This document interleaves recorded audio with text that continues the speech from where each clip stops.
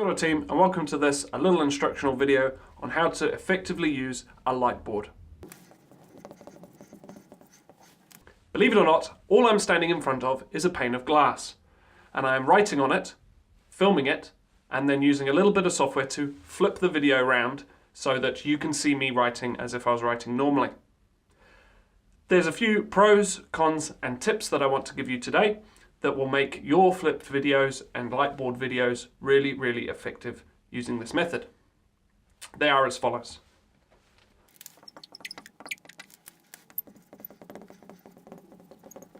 The major pro of a Lightboard is that it is simple to use.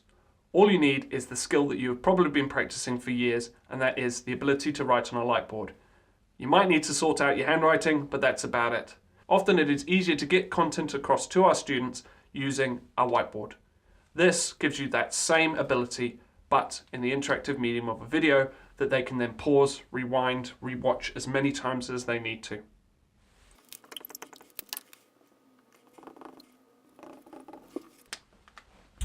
Some cons.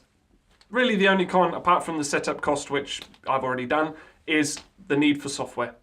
Software is used to simply flip the video around so that it looks like you're writing backwards and with your other hand, which you can obviously tell your students that you do, unless they're watching this video as well, and then they know my secret now.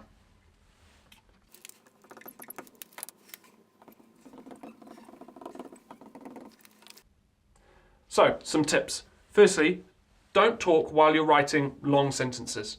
This is easy time that you can shorten by speeding up the video during the editing process using the software.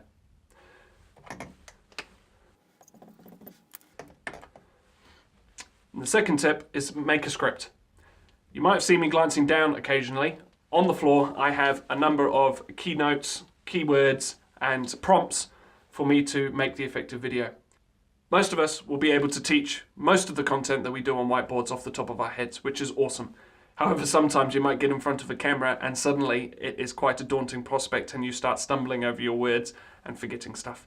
Having the keywords down below, having some pictures or things that you need to draw for easy reference is going to be a really powerful and effective tool at making this process easier and less takes, so you don't have to do too much editing. So there you have it guys, the Lightboard. If you want some evidence of how I'm using this in my classroom, flick through a few of the videos on, especially in Year 10 Electricity, I've just uploaded some, and see what I'm doing to teach through this media, through this type of video. Catch you in class.